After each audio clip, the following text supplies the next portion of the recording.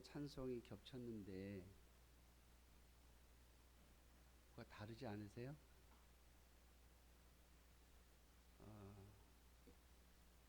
우선 이 화면에 나온 악보가 틀렸어요. 찬송 부르다가 저 악보를 보면서 저도 불렀는데 부르다가 좀 뭔가 이상했어요.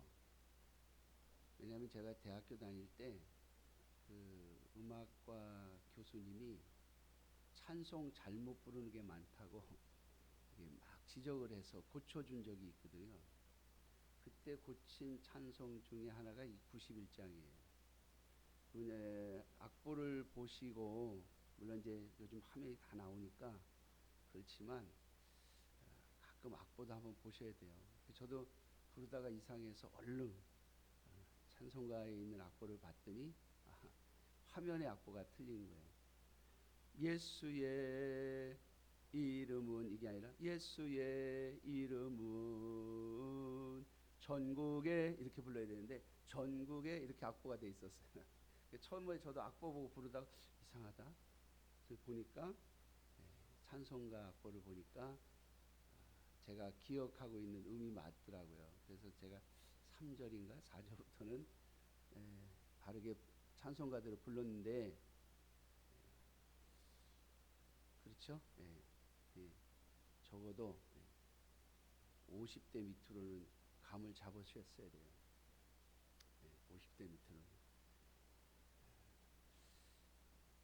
확실히 그 작곡을 하신 분이 박자를 그렇게 할 때는 다 이유가 있는 거 아니겠어요? 그래서 그 박자대로 박자대로 불러야 어떤 우리에게 주시는 감동이 있어요. 찬양대가 정박자로 바르게 불러주셔서 찬양을 들을 때 한편으로 또 은혜가 됐습니다. 옛날 그 교수님한테 배웠던 기억도 나고요. 다 같이 우리 하나님 말씀 보겠습니다. 베드로 후서 3장 1절로 13절. 그래서 앞으로는 91장을 부를 때는 이 화면의 악보가 틀렸다. 이게 고칠 수가 없어요. 한번 프로그램 된 거라 고쳐지지가 않아요. 그래서 저 여러분들 기억하고 바르게 불렀으면 합니다. 자, 베드로후서 3장 1절에서 13절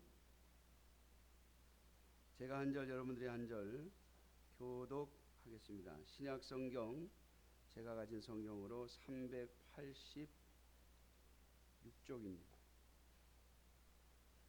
제가 한 절 여러분들이 한 절 교독하겠습니다.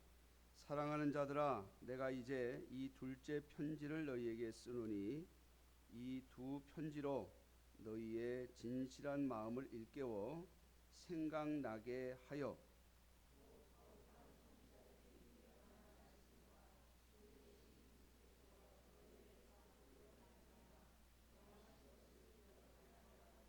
먼저 이것을 알지니 말세에 조롱하는 자들이 와서 자기의 정욕을 따라 행하며 조롱하여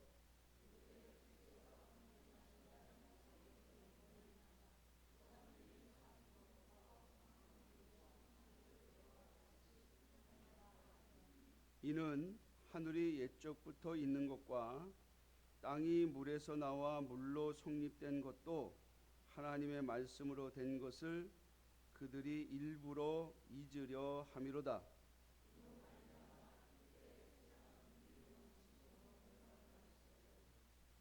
이제 하늘과 땅은 그 동일한 말씀으로 불사르기 위하여 보호하신 바 되어 경건하지 아니한 사람들의 심판과 멸망의 날까지 보존하여 두신 것이니라.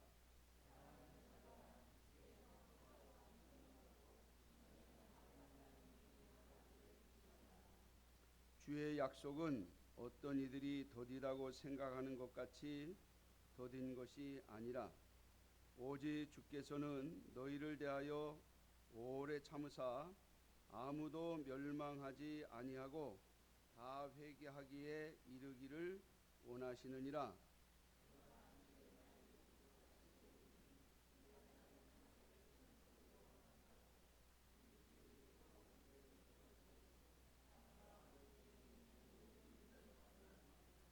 이 모든 것이 이렇게 풀어지리니 너희가 어떠한 사람이 되어야 마땅하냐?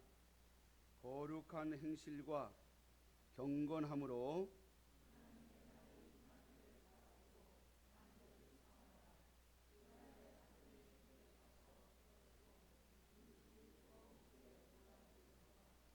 13절 같이 있습니다. 우리는 그의 약속대로 의가 있는 곳인 새 하늘과 새 땅을 바라보도다. 아멘. 네, 말씀에 은혜가 되시기를 바랍니다. 저는 2월 달 들어서면서 오늘 벌써 셋째 주인데요. 첫째 주에는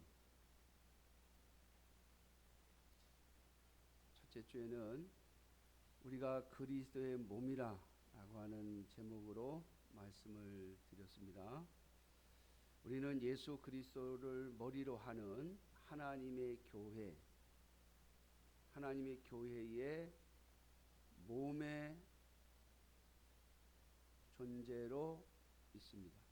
마치 우리의 몸이 머리를 중심으로 모든 지체가 같이 붙어 있고 또 같이 연합하여 움직인다고 하는 것의 원리로 예수님은 하나님의 백성, 하나님의 나라, 그 속에 속한 하나님의 자녀들을 교회로 말씀하시고 그리고 그 교회의 머리는 예수님이라고 하는 말씀을 주셨습니다.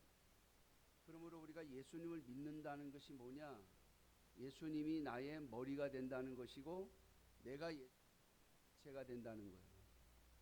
그래서 나 혼자 독립적으로 사는 것이 아니라 예수님의 사람으로 살아가는 것, 그것을 가리켜서 우리는 예수님을 믿는다라고 하는 겁니다. 그래서 우리에게 붙여진 이름이 뭐죠? 그리스도인이라고 하는 붙여져 있는 것입니다. 그리고 제가 지난 둘째 주에는 예수님께서 나는 포도나무여 너희는 가지라고 말씀하시면서 내가 너희 안에 너희가 내 안에 있게 되면 그 사람은 열매를 많이 맺는다. 그러면서 내가 너희 안에 있는 것처럼 너희가 내 안에 있는 것처럼 내가 내 말이 너희 안에 있으면 이라고 말씀을 하시죠. 그러므로 우리가 예수님 안에 있다고 하는 것은 뭡니까? 예수님의 말씀이 우리에게 들어와서 우리가 그 말씀을 따라서 주님의 말씀을 따라 살면 그것이 바로 우리가 주님 안에 있는 거예요. 사랑한다고 하는 것은 자기의 것을 내어주는 것이고 그리고 상대방의 말과 생각에 귀를 기울이는 거예요. 나한테 나를 중심으로 다 맞추는 게 아니고요. 그러므로 우리는 머리이신 예수 그리스도에게 맞춰 예수님의 말씀이 우리 속에 들어오고 우리는 그 말씀을 따라 살아감으로써 하나님의 백성, 하나님의 자녀, 예수 그리스도가 목숨을 주고 구원한 친구, 그 친구로서 영원한 동행자로서 이 땅을 살아가는 것이죠. 자, 그것이 우리 그리스도인들의 삶인데 오늘 이 본문을 통해서 여러분들에게 전하고자 하는 것은 그렇게 우리가 그리스도인이 되었는데 이 그리스도인의 삶의 마지막 방향, 마지막 목적지가 어디인가 라고 하는 것을 잊지 말고 살자는 겁니다. 여러분, 이 세상에서 하나님의 자녀로 부름을 받아서 하나님의 은혜로 말미암아 영생을 얻었고 하나님의 자녀라고 하는 은총을 입었는데 그래서 주님의 말씀대로 서로 사랑하며 살아가는데 그런데 종종 우리가 이 땅에 살면서 우리가 어디로 가야 할지 우리의 마지막 목적지가 어딘지 그것을 자꾸 잊어버리면 우리는 엉뚱한 삶을 살게 되더라라고 하는 겁니다. 제가 최근 들어서 자꾸 우리 목회자들에 대해서 좋지 않은 이야기를 합니다. 왜? 제가 목사이기 때문이에요. 그런데 왜 그러실까? 목사님들이 왜 그러실까? 그건 하나님 앞에 처음 부름을 받았을 때 하나님이 주셨던 그 목적지, 하나님이 주셨던 그 목표, 그걸 자꾸 잊어버리는 거예요. 오늘 본문에 보면 이 말세에 이 거짓 선지자들이 많이 나타나는데, 그리고 하나님의 백성들을 조롱하는 자들이 나타나는데, 그들이 5절 말씀에 보니까 그들이 일부러 잊으려 함이로다 그랬어요. 자, 뭘 잊으려 하느냐? 하나님이 세상을 한번 심판하셨다고 하는 것을 자꾸 잊어버리려고 한다 이 말이에요. 여러분, 하나님의 말씀에, 그리고 성경이, 하나님의 말씀이, 성경이 우리에게 증언하는 바가 뭡니까? 이 세상이 죄로 말미암아 한번 멸망이 됐었다 라고 하는 것이죠. 그게 뭡니까? 노아의 홍수 아닙니까? 여러분, 노아의 홍수 때 이 세상의 모든 땅이 물로 다 덮였다 그랬어요. 물로 다 덮였다. 근데 사람들은 그걸 무슨 신화라든지 또는 무슨 근거 없는 이야기처럼 이야기하고 싶어 해요. 그러나 여러분, 하나님의 말씀은 언제나 일치합니다. 처음에 하나님이 세상을 창조하실 때, 창세기 1장에 보면 하나님이 세상을 창조하실 때 제일 첫 번째 상태가 뭐냐면 온 땅이 물로 다 덮여 있는 상태였어요. 땅은 그 밑에 있었고, 온 세상이, 다시 말하면 하나님이 만드신 이 지구 덩어리가 다 물로 다 덮여 있었다 이 말이에요. 근데 하나님께서 묻이 드러나라고 하시고, 또 궁창과 궁창을 나누시고, 그리고 물이 한 곳에 모이게 하시고, 그렇게 하심으로써 땅이 올라왔죠. 물이 고여 있는 곳은 바다가 됐고, 땅이 올라오면 그건 육지가 됐습니다. 그리고 창세기 1장에 보면 궁창 위의 물과 궁창 아래의 물로 가르십니다. 그런데 노아의 홍수 때 하나님이요, 갈라 놓으셨던 물들을, 가둬 놓으셨던 물들을 다시 다 풀어 놓으십니다. 땅 속에 집어넣어 놓으셨던 물들을 다 끌어올리시고, 그리고 궁창에, 하늘에 모아놓았던 물들을 다 쏟아 부으십니다. 그러니까 처음에 하나님이 창조하셨을 때, 처음에 세상이, 땅이 드러나기 전의 모습으로 돌아간 거예요. 자, 노아의 홍수 이후에 하나님이 바람을 부르시면서, 그리고 남쪽과 북쪽의 기온이 떨어짐으로 인해서 거기에서 얼음들이 생기고 빙하가 생기면서 그 많은 물들이 한 곳으로 모여들었고, 그리고 육지가 다시 드러난 겁니다.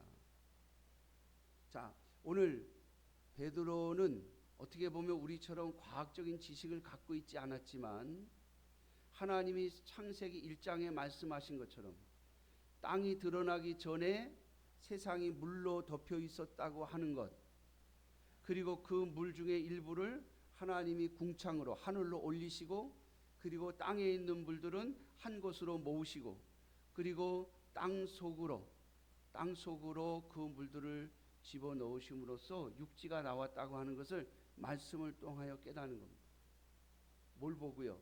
노아의 홍수 때의 이야기를 가지고 두 개를 비교해 봅니다. 여러분, 베드로가 무슨 지식이 나왔겠어요? 하나님의 말씀, 여러분, 성령의 감동도 하나님의 말씀 안에서 나오는 겁니다. 그냥 없던 게 갑자기 튀어나오는 게 아니에요. 우리가 성령의 감동을 받았다, 성령의 충만함을 받았다, 성경 말씀에 없는 다른 이야기, 성경 말씀과 배치되는 이야기를 하면 그건 이단입니다. 여러분 잘 구별하셔야 돼요. 우리가 은혜를 받았고 하나님 말씀을 깨달았다 할 때는 그것은 언제나 하나님이 이미 우리에게 주신 말씀과 일치해야만 그게 하나님 말씀이에요. 하나님의 말씀과 일치하지, 이미 주어진 말씀과 일치하지 않으면 그건 하나님 말씀이 아닙니다. 오늘 베드로가 깨닫고 증언한 것이 바로 이거예요. 하나님이 세상을 처음 창조하실 때 모든 이 땅덩어리가, 쉽게 오늘날 말하면 지구죠. 지구가 물로 싹 덮여 있었던 거예요. 그런데 거기서 궁창 위의 물, 그리고 궁창 아래의 물로 가르시고, 그리고 땅에 이 물속에서는 궁창 아래, 하늘 아래의 물속에서는 땅이 올라오게 하시고 물은 한 곳으로 모이게 하신 겁니다. 그래서 육지가 만들어졌는데 하나님이 땅 속에 숨겨져 있던 물들 다 끌어올리시고, 그리고 하늘에 있는 물들을 다 쏟아부으셔서, 그래서 그걸 깨달아낸 사람들이 그 창조과학회 사람들이죠. 여러분 지구의 역사를 그 과학자들이 파헤칠 때 그대로 가면, 우리가 대략 생각하는 노아의 홍수 이전으로 가면요, 북극과 남극 지역에도 나무들이 있고 숲이 있었다고 하는 증거가 나옵니다. 그러니까 노아의 홍수 이전에는 지구 전체가 다 비슷한 기온으로 따뜻했다는 거죠. 그래야 나무들이 자랄 거 아닙니까? 지금 여러분 북극이나 남극 같은 데 가면 나무가 있습니까? 없잖아요. 너무 추운 곳에 나무가 자랄 수 없는 것처럼 옛날에는 춥지 않았다는 증거가 이미 과학적으로 나와 있어요. 여러분 베드로는 비록 오늘날의 과학을 배우지 않은 사람이지만 이미 하나님의 말씀, 노아의 홍수의 이야기와 그리고 창세기 1장의 이야기를 잘 살펴보고 묵상하고 생각함으로써 오늘 이 이야기를 하고 있는 겁니다. 자, 하나님이 이 세상이 물에서 나왔으니 다시 물로 덮어 심판하셨다 라고 하는 이야기를 하셨는데, 그걸 일부러 잊으려고 한다 그 말이에요. 안 믿으려고 하고 부정하려고 한다는 거예요. 여러분 아세요? 중국의 한자에 배선자가 있습니다. 배선자. 큰 배를 의미하는 한자인데요. 그 한자가 이 작은 배를 의미하는 한자에 8팔자에 입구자를 쓴다는 거예요. 그리고 중국 사람들이 너희는 식구가 몇이냐 이렇게 물을 때 우리도 식구라고 하죠. 입이 몇 개냐, 너희 집에 입이 몇 개냐 이렇게 물어요. 너희 집에 입이 몇 개냐. 제가 중국말을 잘 못하는데 아무튼 제가 조금 배우면서 야, 참 우리 확실히 우리는 중국 문화권이다는 생각을 했어요. 우리가 식구라고 할 때 그 식구가 뭡니까? 밥 먹는 입, 그러니까 같이 밥 먹는 사람 그런 뜻이잖아요. 같이 밥 먹는 사람. 같이 밥 먹는 사람. 그걸 입으로 표현해요. 사람을. 그래서 배주자에다가 8팔자의 입구자를 쓴 게 큰 배예요. 여러분 배 안에 8명이 있는 거 그거 뭐예요? 노아의 방주죠. 뿐만 아니라 고대 학자들의 연구에 의하면, 고대를 연구한 학자들에 의하면 고대의 많은 민족들 속에 홍수 설화들이 다 있대요. 홍수 설화. 세상에 믿지 않는 사람들은 그러한 설화들을 모집해서 노아의 홍수 이야기를 만들었다고 그래요. 아니요. 신앙의 눈으로 잘 보세요. 노아의 홍수가 실제 있었기 때문에 그 충격적인 이야기가 후손들에게 전달되면서 각 나라 각 민족마다 전파되면서 조금씩 변형되고 또 바뀌어져서 하나의 설화로 남은 거예요. 여러분, 하나님의 말씀은 1.1획도 틀림이 없습니다. 자, 오늘 왜 이 이야기를 하는가 하면, 여러분, 세상은 반드시 또 다시 심판으로 가고 있다는 사실을 잊어버리시면 안 됩니다. 우리가 은혜로 말미암아 영생을 소유한 자로 살아가면서 예수님을 만난 기쁨 속에서 이 땅을 살아가지만, 여러분 꼭 기억하셔야 합니다. 우리의 최종 목적지는 어디예요? 주님과 함께 영원히 살 새 하늘과 새 땅입니다. 근데 이걸 자꾸 이단들이 가지고 가서 자기네들이 새 하늘과 새 땅이라는 거예요. 여러분, 성경이 말하는 새 하늘과 새 땅은 이 세상이 멸망되고 난 다음에 주님이 우리를, 예수 그리스도를 믿는 자들을 위하여 가지고 올 주님의 백성들이 살 곳을 새 하늘과 새 땅이라고 그래요. 여러분, 어떤 교회가 됐든 어떤 사람들이 됐든 이 땅에서 새 하늘과 새 땅이 만들어질 거라고 말하면 그 이단입니다. 잘 구별하셔야 돼요. 신천지가 그래서 이단인 거예요. 자기네들이 이 세상에 새로운 천지를 만들겠다는 거잖아요. 여러분, 성경은 이 세상에 새로운 세상과 새로운 천지를 만들겠다고 약속하신 적이 없어요. 오늘 베드로는 이 이야기를 하고 있는 겁니다. 사랑하는 자들아, 내가 이제 3장 1절에 이제 이 둘째 편지를 너희에게 쓰노니 이 두 편지, 첫 번째 썼던 편지와 두 번째 썼던 이 편지들이 너희의 진실한 마음을 일깨워 생각나게 하기를 원한다. 왜 그런가 하면요, 여러분,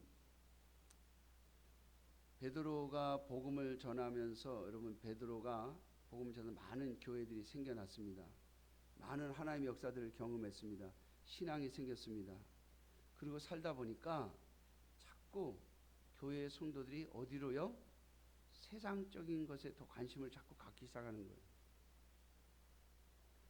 그래서 오늘 3절의 말씀에 있는 것처럼 말세에 조롱하는 자들이 와서 너희 정욕을 따라 행하며 조롱하며 이르되 주께서 강림하신다는 약속이 어디 있느냐? 조상들이 잔 후로부터 만물이 처음 창조될 때와 같이 그냥 있다 한다. 다시 말하면 하나님께서 우리를 구원하셔서 우리를 하나님 백성 삼으셔서 데리고 가실 새 하늘과 새 땅이 있다는 그 말 잊지 말라는 거죠. 그냥 이 땅에서 얼마든지 행복하게 이 땅에서 부귀와 영화를 누리고 살 수 있다라고 하는 자들이 신앙인들을 무너뜨린다는 겁니다. 특별히 여러분, 베드로는 교회가 핍박을 받는 시대에 살던 사람입니다. 많은 핍박을 스스로 경험했던 사람입니다. 여러분들이 아시는 것처럼 베드로는 그 핍박을 피해 이리저리 피해 다니다가 맨 마지막에, 이건 전해 내려오는 이야기입니다만은 뭐 팩트인지는 확인할 수가 없어요.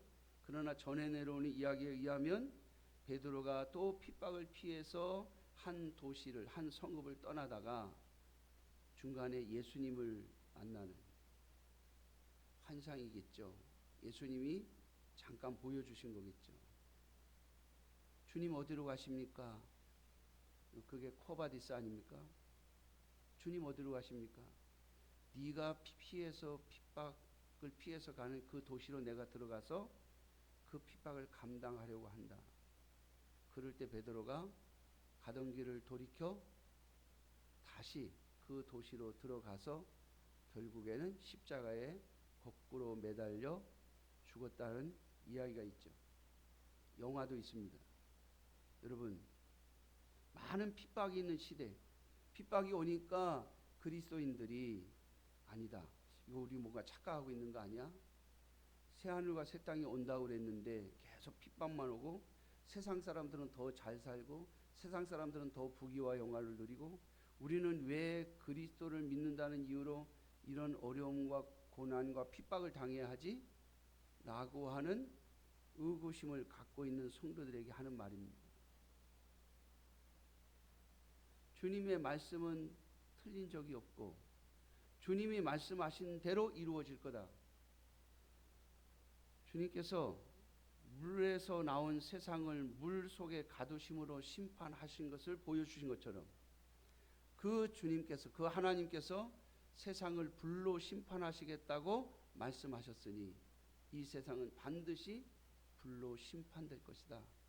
그러니 너희의 신앙을 흐트러뜨리지 말라라고 하는 겁니다. 여러분, 우리가 살고 있는 이 시대는 어떻습니까? 교회를 핍박하지는 않습니다. 뭐 교회 간다고 잡아들이지도 않아요. 뭐 신앙생활 한다고 감옥에 가지는 않습니다. 그러나 점점 교회들이 어려워지는 건 사실이죠. 왜 그렇습니까? 세상의 유혹을 따라가 버리기 때문에 그래요. 심판이 오기는 재림하신다고? 언제? 보니까 내가 처음 교회 나올 때나 지금이나 똑같은데 세상은 계속해서 발전해 가고 사람들의 수명은 뭐 200살까지 간다는 그런 과학적인 뭐 예측들도 나오는 그런 시대에 우리는 살고 있지 않습니까? 얼마 안 있으면 암도 다 정복할 거라고 하는 그런 시대에 살고 있어요. 자, 이제는 암으로 죽는 것이 아니라 암을 치료할 돈이 없어서 죽는 시대에 우리는 살고 있습니다. 그렇죠? 그래서 끊임없이 TV에서 뭐라고 말합니까? 암보험 들어놓으라. 그리고 어떤 보험은 제가 이렇게 보니까요, 그냥 일반적인 치료비만 주는 것이 아니라 새로운 치료 방법이 나오면 그 새로운 치료 방법에 들어가는 돈까지도 줄 테니까 암보험 들으라고 하는 시대에 우리는 살고 있습니다. 우리의 수명이 200까지 갈 거라고 하는 그러한 이야기까지 나오는 시대에 살고 있습니다. 사랑하는 성도 여러분, 조심하셔야 됩니다. 오늘 베드로 후서는, 베드로 사도는 초대교회 성도들에게도 마찬가지지만 오늘 우리에게 이 말씀을 통하여 말하고 있습니다. 하나님이 심판하신 날은 반드시 옵니다. 제가 우리 성도님들에게 그 경각심을 드리기 위해서 가끔 드리는 말씀이 있죠. 예수님 언제 오신다고요? 나 죽고 다음 날 오신다 그랬잖아요. 육신적인 관점에서 제가 말씀드린 겁니다.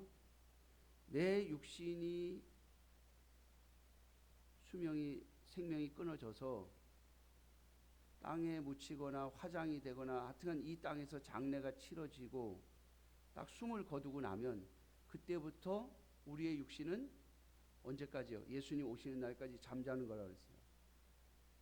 예수님이 오실 때 눈 떠보면 아, 벌써 오셨어요? 라고 하는 소리를 할 겁니다. 육신이 영혼을 말하는 것이 아니에요. 여러분 오해하지 말고 들으세요.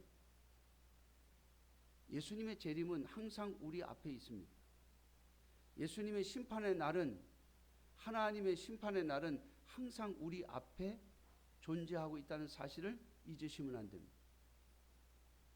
우리는 자주 뉴스를 통해서 갑작스럽게 죽음을 맞이하는 사람들의 이야기를 매일같이 듣습니다. 갑작스럽게 그의 생명이 끝나는 모습을 매일같이 듣습니다. 지난 한 주간은 계속해서 뉴스에서 하늘이 이야기만 나오더라고요. 그 하늘이라는 아이가 그렇게 빨리 갈 줄 누가 상상이나 했겠습니까? 위험한 곳에 가 있었던 것도 아닙니다. 뭐 위험한 차도를 돌아다닌 것도 아닙니다. 전혀 생각지도 예상치도 못한 일로 인해서 그의 생명이 끝났습니다. 여러분, 의학적으로 200년을 살 수 있고 300년을 살 수 있다고 할지라도 저와 여러분들의 생명은 언제나 주님이 지켜주지 아니하시면 하루에 불과합니다.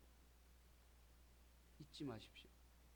오늘 베드로 사도는 이 이야기를 하고 있는 겁니다. 주님은 반드시 도적같이 오신다. 그리고 주님이 오신다는 그 약속은 절대 변하지 않는다. 그러므로 사랑하는 성도 여러분, 저와 여러분들이 바로 주님이 오실 그 날을 기다리는 자로 부름을 받았음을 잊지 마시기를 주님의 이름으로 축원합니다. 오늘 12절 말씀입니다. 하나님의 날이 임하기를 바라보고 간절히 사모하라. 저와 여러분들이 정말 바라보고 목표로 하고 이것이 꼭 이루어져야 한다고 하는, 그리고 우리의 삶의 방향을 결정짓는 내용이 바로 예수 그리스도께서 다시 오실 그날, 하나님이 이 세상을 심판하실 그날. 여러분, 그날을 바라보면서 그날을 사모하면서 살아가는 자들로 저와 여러분들이 부름받았음을 잊지 마십시오. 우리가 예수 그리스도의 지체로 부름을 받았으면, 예수 그리스도의 지체로 살아가는 것은 바로 그것을 바라보면서 살아가도록 부름을 받은 자들입니다. 자, 그런데 우리의 관심은 자꾸 세상적인 것에 있고, 마치 하나님이 세상을 심판하시겠다고 하실 그 말씀이 없는 것처럼 자꾸 스스로 잊어버리려고 한다는 겁니다. 여러분, 우리가 이 땅을 살면서요, 예수 그리스도를 믿는 사람으로서 그러면 항상 조바심을 가지고 주님 오실 것을 막 두려워하면서 떨면서 살아가라는 뜻이 아닙니다. 오늘 여기 본문에 보면 11절 말씀에 이 모든 것이 어떻게 이렇게 풀어지리니 너희가 어떠한 사람이 되어야 마땅하냐? 거룩한 행실과 경건함으로. 여러분, 거룩한 행실과 경건함으로. 거룩한 행실은 뭐가 거룩한 행실이죠? 하나님의 말씀 안에서 사는 거예요. 경건함은요, 하나님을 염두에 두면서 하나님을 경외하면서 두려워하면서 사는 거예요. 주님이 오실 날을 기억하면서 사는 거예요. 자, 그러면 항상 마음을 졸이고 뭐 세상 것은 다 끊고 그렇게 살으라는 말이 아닙니다. 예수님께서 마태복음하고 누가복음에 이런 말씀을 하셨어요. 두 사람이 밭에 있다가 한 사람은 데려감을 당하고 한 사람은 남겨둠을 당할 것입니다. 두 여인이 맷돌을 돌리다가 한 사람은 부르심을 받을 거고 한 사람은 남겨둠을 받을 것이다. 누가복음에서는요, 두 사람이 잠을 자다가 한 사람은 부름을 받을 거고 한 사람은 남겨둠을 당할 것이라고 말합니다. 자, 예수님께서 하신 그 말씀을 보면 그들은 다 일상적인 생활을 하고 있는 거예요. 밭에서 일하고 있는 사람, 또 낮에 수고했으니까 저녁에는 편히 쉬고 있는 사람. 두 여인이 똑같이 먹을 양식을 위해서 맷돌을 갈고 있습니다. 여러분, 우리 이 땅에 살면서 일하고 먹고 쉬는 것이 반복될 겁니다. 어떤 사람은 조금 더 일하고 어떤 사람은 조금 덜 일하고 어떤 사람은 조금 더 먹고 조금 덜 먹고 할 뿐이에요. 어떤 사람은 조금 더 쉴 것이고 어떤 사람은 좀 덜 쉴 겁니다. 사람마다 자기의 일이 있고 또 그 일의 대가로 음식을 먹고 그리고 또 수고한 만큼 또 쉬게 될 것입니다. 그러나 그러한 모든 일상 속에 주님은 우리를 부르실 날이 올 거라고 하는 것이죠. 그 날을 기다리면서 사모하면서 살아간 사람은 주님의 부르심을 받을 것이고, 그저 이 땅에서 일하는 재미, 돈 버는 재미, 또는 먹는 재미, 쉬는 재미로만 살다 가는 사람들은 이 땅에 남겨짐을 받을 것입니다. 여러분, 우리가 무엇을 먹든 무슨 일을 하든 어떤 쉼을 갖든 우리가 이 땅에서 어떤 삶을 살든 세상 사람들과 비슷한 삶을 살아갈 거예요. 그러나 차이가 있다면 주님이 오실 그 날을, 하나님이 정하신 그 날을 사모하는 마음과 기다리는 마음으로 사는 사람이 있고, 어떤 사람은 그런 거와 상관없이 이 땅에서의 삶을 사는 사람도 있을 겁니다. 사랑하는 성도 여러분, 우리 하나님의 자녀들은 주께서 우리를 부르실 때 예수 그리스도의 몸에 붙이셨음을 잊지 마십시오. 그리스도의 지체로 부르셨고 주님의 몸된 교회의 지체로 부르셨습니다. 우리에게 각각 주어진 은혜와 은사를 따라 우리의 삶을 살 것이로되, 주님의 말씀을 따라 살고 주의 백성으로 살아가는 저와 여러분들이 되셔서 주님이 오시는 날 우리 모두 다 함께 주님을 맞이할 수 있는 저와 여러분들이 되시기를 주님의 이름으로 축원합니다. 기도하겠습니다. 구하는 자가 얻을 것이며 찾는 자가 찾을 것이며 두드리는 자에게 열릴 것이라고 말씀하여 주신 주님, 하나님께서 이 땅에 다시 오시는 그날을 소망하며 오늘도 이 땅에서 주신 상황과 형편 속에서 또한 주신 사명을 위하여 한 걸음 한 걸음 또 하루하루를 살아갈 수 있는 저희들이 되게 해주시기를 간절히 바라옵고 기도합니다. 자비로우신 아버지 하나님, 혼란스러운 세상 속에서 또 어려워지고 힘들어지는 사회 구조 속에서